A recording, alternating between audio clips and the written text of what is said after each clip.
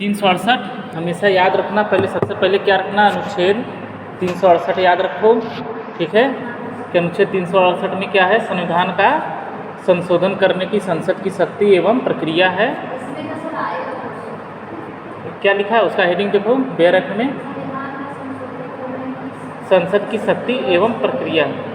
ठीक है, इसमें ये संशोधन करके जोड़ा गया। पहले केवल था संविधान का संशोधन करने की संसद की शक्ति। ठीक है, प्रक्रिया शब्द नहीं था।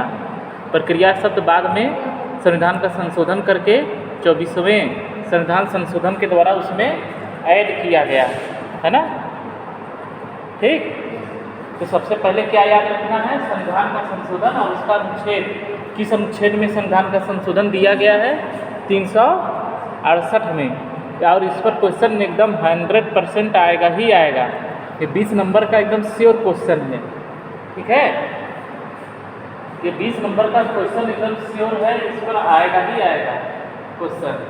संविधान का संशोधन अनुच्छेद 368 में क्या दिया है, संविधान का संशोधन करने की संसद की शक्ति एवं उसके लिए प्रक्रिया। अनुच्छेद बहुत बड़ा है नहीं, छोटा ही है, लेकिन इसके संबंध में जो केसेस बताएंगे और संविधान का संशोधन जो बताएंगे, जिस क्रम में बताएंगे उसको उसी क्रम में लिखना है और उसी क्रम में याद भी करना है। उसी क्रम में याद करके उसी क्रम में लिखना है, ये नहीं कि उसको ऊपर नीचे लिख देंगे। ठीक है, तो देखो उसमें सबसे पहले अनुच्छेद 368 संविधान का संशोधन। अनुच्छेद 368 में देखो खंड 1, उसमें कुल 5 खंड दिए गए हैं, 5 खंड है। तो सबसे पहला क्या है, अनुच्छेद 368 का पहला खंड क्या बताता है कि संसद अपनी संवैधानिक शक्ति का प्रयोग करते हुए संविधान के किसी भी भाग में, ठीक है, किसी भी भाग में संविधान में संसद अपनी संवैधानिक शक्ति का प्रयोग करते हुए क्या कर सकती है, संसद के संविधान के किसी भी भाग में या उपबंध को इस अनुच्छेद में लिखित प्रक्रिया के अनुसार, मतलब कि उसमें जो प्रक्रिया दी गई है उसके अनुसार क्या कर सकती है। 3 शब्द लिखा है, देखो क्या क्या संविधान के अनुच्छेद में क्या क्या कर सकती है, परिवर्तित, 3 शब्द है, परिवर्तित और निरसन है और विकसित कर सकती है। ठीक है, संसद क्या कर सकती है, इस अनुच्छेद 368 में दी गई प्रक्रिया का या अपनी संवैधानिक ये जो अनुच्छेद 368 है इसके अंतर्गत संशोधन, संविधान में संशोधन करने की शक्ति किसे दी गई है, संसद को दी गई है। संविधान में संशोधन करने का एकमात्र अधिकार किसके पास है, संसद के पास है। उसमें राज्य विधानमंडल संशोधन नहीं कर सकती है। ठीक है, और ये जो संसद को ये जो शक्ति दी गई है संविधान संशोधन करने की जो शक्ति दी गई है कैसी है, संविधायी शक्ति है। संविधायी शक्ति का मतलब कि संविधान के अंतर्गत खुद इस अनुच्छेद के अंतर्गत ही उसमें उसका हेडिंग भी दिया गया है ना, हेडिंग है कि संविधान में संशोधन करने की संसद की शक्ति एवं उसके लिए प्रक्रिया। इसमें 2 चीज़ें दी गई हैं। ठीक है, पहला क्या बताया कि संविधान में संशोधन करने का एकमात्र अधिकार किसे है, संसद को है। और उसके बाद तब बताया है, जो अगला खंड पढ़ोगी उसमें सब प्रक्रिया बताई गई है कि संविधान में संशोधन किस तरीके से किया जा सकता है। तो सबसे पहले अनुच्छेद 1 वो अनुच्छेद 368 का खंड 1 पढ़ो। इस संविधान में किसी बात के होते हुए संसद अपनी संवैधानिक शक्ति का प्रयोग करते हुए इस संविधान के किसी उपबंध का परिवर्तन या निरसन के रूप में संशोधन इस अनुच्छेद में प्रक्रिया के अनुसार कर सके। यही बस इतना ही लिखा है। ठीक है, और 3 शब्द है कि संसद अपनी संवैधानिक शक्ति का प्रयोग करते हुए संविधान के किसी भी उपबंध में, किसी भी उपबंध में, ठीक है, किसी भी अनुच्छेद में, किसी भी उपबंध में, किसी भी अनुसूची में, ठीक है, किसी में भी वह क्या कर सकती है, परिवर्तित कर सकती है। परिवर्तित मतलब कि कोई अनुच्छेद बढ़ा सकती है, परिवर्तित कर सकती है, किसी अनुच्छेद में कोई शब्द जोड़ सकती है, हटा सकती है, कुछ भी संशोधन कर सकती है। और निरसन का मतलब कि उस अनुच्छेद को वह हटा भी सकती है। ठीक है, इसको हटा भी सकती है। आया नहीं समझ में? संशोधन अपनी संविधायी शक्ति का संसद अपनी संविधायी शक्ति का प्रयोग करते हुए संविधान में संशोधन कैसे कर सकती है? किसी भी अनुच्छेद के किसी भी उपबंध में अनुच्छेद कैसे करेगी? या तो उसको परिवर्तित करेगी। परिवर्तित करने का मतलब कि उसमें कोई नया अनुच्छेद जैसे जोड़ सकती है, ठीक है। फिर इसके बाद क्या कर सकती है? उसको परिवर्तित कर सकती है। किसी जिस अनुच्छेद में वह परिवर्तन करना चाहे, कोई शब्द जोड़ना हो, कोई शब्द उसमें से घटाना हो, ठीक है, या कोई नया शब्द ऐड करना है, उसमें कुछ भी करना है तो उसमें परिवर्तन है। और निरसन का मतलब कि उसको निरस्त कर देती है, उस अनुच्छेद को क्या कर देती है? हटा देती है, ठीक है। ऐसा वह कर सकती है, ठीक। कैसे कौन करेगा? संसद करेगा। फिर इसके बाद अब ये तो शक्ति दी गई है, तो यहाँ पर यह ध्यान रखना कि जो अनुच्छेद 368 खंड 1 है, ठीक है, अनुच्छेद 368 के खंड 1 में क्या दी गई है? संविधान में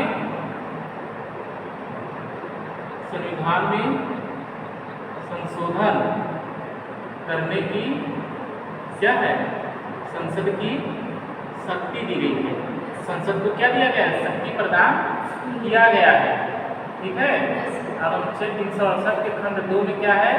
संविधान में संशोधन करने की प्रक्रिया के बारे में बताया गया है।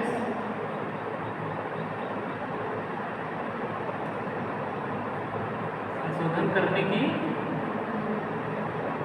प्रक्रिया का उल्लेख किया गया है कि संसद संविधान में संशोधन किस प्रक्रिया के द्वारा कर सकती है। शक्ति किसके तहत है? संसद को संविधान में संशोधन करने की शक्ति कहाँ से मिलती है? अनुच्छेद 368 खंड 1 के अंतर्गत मिलती है।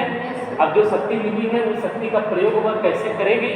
मतलब कि संविधान में संशोधन वह कैसे कर सकती है, उसके लिए प्रक्रिया क्या अपनाएगी? तो प्रक्रिया के लिए अनुच्छेद 368 के खंड 2 में दिया गया है, ठीक है। तो अनुच्छेद 368 खंड 2 में संविधान में संशोधन करने के लिए 2 प्रकार की प्रक्रियाओं का उल्लेख किया गया है। कितनी प्रक्रियाओं का है? 2 प्रक्रियाओं का उल्लेख किया गया है, ठीक है। अब उसमें 2 प्रक्रियाओं का मतलब क्या है? कितनी 2 प्रक्रियाएं हैं? मतलब कि एक तो है कौन सी कि विशेष, ये तो हमेशा ध्यान रखना कि संविधान के कुछ उपबंध को छोड़ करके बाकी अन्य सभी उपबंधों में जब भी संशोधन करना होगा तो संशोधन हमेशा संसद के विशेष बहुमत से किया जाएगा, ठीक है। कुछ उपबंधों को संविधान के कुछ उपबंधों को छोड़ करके अन्य सभी उपबंधों में जो भी संसद क्या करेगी? संशोधन करेगी। संशोधन कैसे करेगी? या तो उसको परिवर्तित करना हो या निश्चित करना हो, इसके माध्यम से यदि वह संशोधन करना चाह रही है किसी अनुच्छेद में तो वो क्या करेगी? विशेष बहुमत के द्वारा, ठीक है। उसके लिए एक संशोधन अधिनियम लाया जाएगा या विधेयक लाया जाएगा। क्या लाया जाएगा? विधेयक, संविधान संशोधन, ठीक है, संविधान संशोधन विधेयक, ठीक है, वह लाया जाएगा। कहाँ पर? संसद के दोनों संसद के सदन में, ठीक है। संविधान संशोधन विधेयक संसद के किसी भी सदन में लाया जा सकता है, दोनों सदनों में थोड़ा लाया जाएगा, ठीक है। संसद के किसी भी सदन में लाया जा सकता है, उसको दोनों सदनों के विशेष बहुमत से पारित होना चाहिए। यहाँ पर यह है क्या करना है? संसद के किसी भी सदन में संविधान संशोधन विधेयक क्या किया जा सकता है? लाया जा सकता है। और उसको पारित कैसे होना चाहिए? संसद के प्रत्येक सदन के विशेष बहुमत से पारित होना चाहिए। तो विशेष बहुमत का मतलब क्या? बताओ, हम कहे थे ना तुमसे कि संविधान संशोधन या हम तुमसे बताए थे कि जहाँ कहीं भी किसी भी उपबंध में आएगा कि विशेष बहुमत से वह पारित होना चाहिए, तो विशेष बहुमत ये हमेशा याद रख लो कि संसद के प्रत्येक सदन के विशेष बहुमत से। तो हम तुमसे कहे थे ना, वो लाइन याद कर लेना। तो कैसे होती है बताओ? विशेष बहुमत का मतलब क्या? इसमें क्या बताएं हम कि संविधान संशोधन विधेयक को जो संशोधन होगा उसको एक विधेयक के रूप में पहले संसद के किसी भी सदन में उसको विधेयक के रूप में लाना पड़ेगा और उसको क्या करना है? संसद के प्रत्येक सदन के विशेष बहुमत से उसको पारित कराना पड़ेगा, ठीक है। तो विशेष बहुमत का मतलब क्या है? ये क्या हुआ? लिखित रूप में क्या? हम ये तुमसे पूछ रहे हैं विशेष बहुमत। विशेष बहुमत संसद के प्रत्येक सदन के विशेष बहुमत से पारित होना चाहिए। तो हम उस दिन तुम्हें याद भी तो करवाए थे, याद नहीं करवाए थे?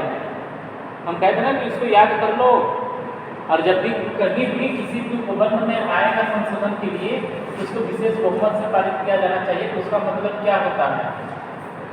उसका मतलब क्या होता है? तो इसमें हम बताए थे कि संसद के प्रत्येक सदन के कुल सदस्य संख्या के विशेष रूप क्या होगा, यानी कि जिस सदन में सबसे पहले लाया गया है पहले क्या होगा, उस सदन की, है ना, सदन की क्या करना है, कुल सदस्य संख्या के बहुमत से तथा और क्या था, उपस्थित और मतदान करने वाले सदस्यों के 2/3, है ना, सदस्यों के बहुमत से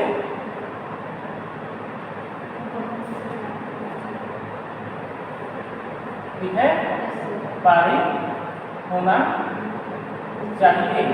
ये है तुम्हारा विशेष बहुमत। ये नहीं लिखवाए थे तुम? लिखे तो हो काफी में, और तुमसे कहे थे भी कि उसको याद रखना, याद करवाए थे नहीं थे, फिर भी तुम सब भूल गई, कुछ याद नहीं। विशेष बहुमत का मतलब क्या हम बताए थे कि जहाँ कहीं भी जिस संविधान के किसी भी अनुच्छेद में यदि आया तो उस अनुच्छेद में जो संशोधन होगा वो विशेष बहुमत से होगा। तो विशेष बहुमत का मतलब हमेशा यही होता है कि जिस प्रत्येक सदन की कुल सदस्य संख्या के बहुमत से तथा उपस्थित और मतदान करने वाले सदस्यों के 2/3 सदस्यों के बहुमत से उसको क्या होना चाहिए, पारित होना चाहिए। तब कहा जाएगा कि वह विशेष बहुमत से पारित हो गया। ठीक है, तब हमने क्या बताया कि जो संविधान में यदि संसद को संशोधन कोई भी करना होगा तो उसके लिए पहले क्या करना होगा, संसद के सदन में उसको एक अधिनियम संविधान संशोधन विधेयक, ठीक है, विधेयक के रूप में लाना पड़ेगा। फिर उसको संसद के प्रत्येक सदन के विशेष बहुमत से उसको पारित कराना पड़ेगा। तो विशेष बहुमत का मतलब कि जब यह विधेयक सदन की कुल संसद के प्रत्येक सदन की कुल सदस्य संख्या के बहुमत से तथा उपस्थित और मतदान करने वाले सदस्यों के 2/3 सदस्यों के बहुमत से जब वह पारित हो जाता है तब यह कहा जाता है कि वह संविधान संशोधन क्या हो गया, विशेष बहुमत से पारित हो गया।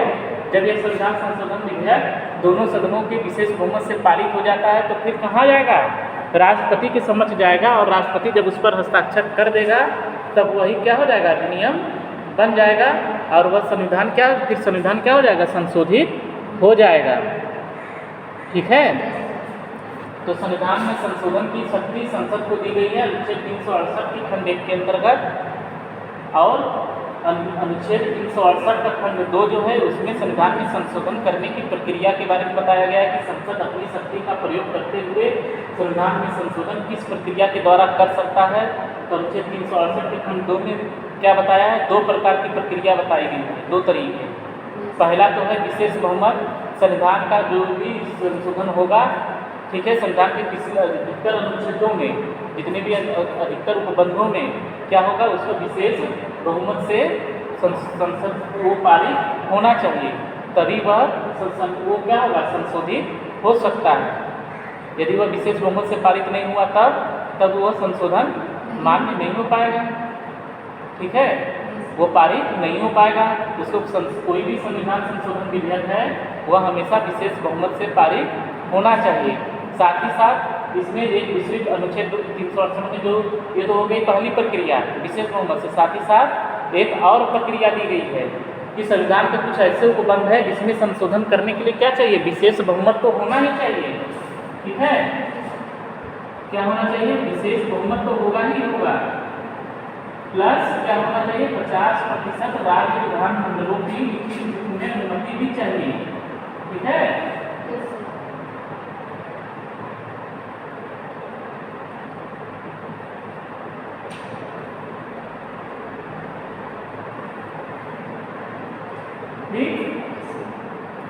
दिया है ना, क्या दिया है, पढ़ो।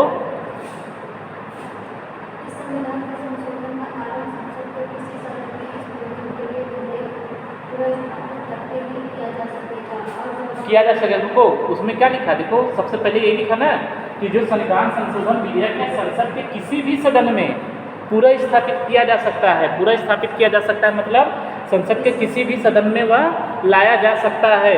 वह यदि राज्यसभा में भी लाया जा सकता है और लोकसभा में भी लाया जा सकता है संविधान संशोधन विधेयक। अच्छा, हमने एक चीज बाद में जब पहले पढ़ाया था तो ऐसा कौन सा विधेयक है जो केवल लोकसभा में ही लाया जा सकता है, राज्यसभा में नहीं लाया जा सकता, बताओ।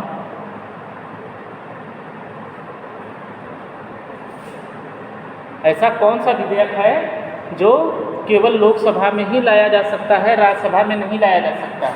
जैसे कि संविधान संशोधन विधेयक है तो संसद के किसी भी सदन में लाया जा सकता है, जरूरी नहीं कि उसको लोकसभा में ही लाया जाए। सबसे पहले उसको राज्यसभा में भी लाया जा सकता है, राज्यसभा से पारित हो गया विशेष बहुमत से, तब फिर उसको लोकसभा में ले जाकर के लोकसभा से भी विशेष बहुमत से पारित कराना होगा।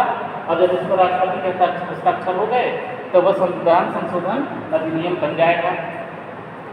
तो हमने एक बार बताया था ना कि ऐसा कौन सा विधेयक है, जैसे ये संविधान संशोधन विधेयक है संसद के किसी भी सदन में लाया जा सकता है, ठीक है। तो ऐसा कौन सा विधेयक है जो केवल लोकसभा में लाया जा सकता है, राज्यसभा में नहीं लाया जा सकता है। केवल लोकसभा में ही वो सब पूरा स्थापित किया जाएगा, राज्यसभा में नहीं। बताए तो थे धन विधेयक, बताए थे कि नहीं, धन विधेयक जब पढ़ा रहे थे तब कि धन विधेयक को केवल और केवल किसमें लाया जाएगा, लोकसभा में लाया जा सकता है। तब लोकसभा में बताए थे ना कि धन विधेयक पूरा स्थापित कहाँ किया जाएगा, लोकसभा में किया जाएगा। और राज्यसभा को इस संबंध में कोई बहुत ज़्यादा शक्ति प्राप्त नहीं है, उसको बस यही है कि वह धन विधेयक को अधिकतम 14 दिन तक अपने पास रोक के रख सकती है, ठीक है। तो धन विधेयक के संबंध में लोकसभा को सारी शक्तियाँ लोकसभा को ही प्राप्त हैं, राज्यसभा को कोई शक्ति नहीं दी गई। लेकिन अन्य जो विधेयक हैं वो सब क्या है, संसद के किसी भी सदन में, यानी कि लोकसभा राज्यसभा दोनों को बराबर अधिकार है, किसी भी सदन में लाया जा सकता है। फिर क्या है,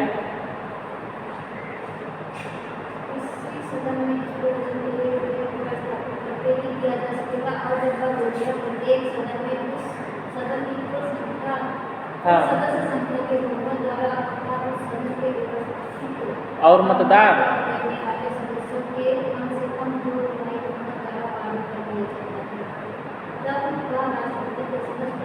किया जाएगा, अनुमति देगा। यहाँ पर क्या लिखा है कि राष्ट्रपति उस पर अनुमति देगा, तब अनुमति देगा ना। यानी कि यदि कोई संविधान संशोधन विधेयक है, यदि वह लोकसभा और राज्यसभा से पारित हो गया तो राष्ट्रपति उस पर अपनी अनुमति देने के लिए क्या है, बाध्य है। सामान्यतः अन्य जो विधेयक होते हैं उसके लिए राष्ट्रपति के पास एक विकल्प है कि वह उसको पुनर्विचार के लिए, यदि वह लोकसभा और राज्यसभा से पारित हो ही गया है तभी अन्य विधेयकों को क्या कर सकता है, एक बार पुनर्विचार करने के लिए राष्ट्रपति संसद को वापस भेज सकता है। लेकिन यदि वह संविधान संशोधन विधेयक है तब उसको पुनर्विचार के लिए भी नहीं भेजेगा। यदि वह संसद के दोनों सदनों के विशेष बहुमत से पारित हो गया तो और राष्ट्रपति के समक्ष जब उसको भेजा जाएगा तब उस पर राष्ट्रपति क्या करेगा, अपना हस्ताक्षर करेगा ही करेगा। वो उस पर हस्ताक्षर करने के लिए बाध्य है, वह मना नहीं कर सकता या रोक नहीं सकता या उसको वापस पुनर्विचार के लिए नहीं भेज सकता, ठीक है। फिर आगे पढ़ो, उस पर अपनी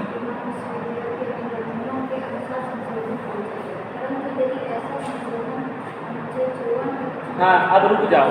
देखो हमने बताया था कि कुछ उपबंधों को छोड़ करके, संविधान के कुछ उपबंधों को छोड़ करके लगभग सभी उपबंधों को क्या किया जा सकता है, संसद विशेष बहुमत के द्वारा उसको क्या कर सकती है, संविधान को संशोधित कर सकती है।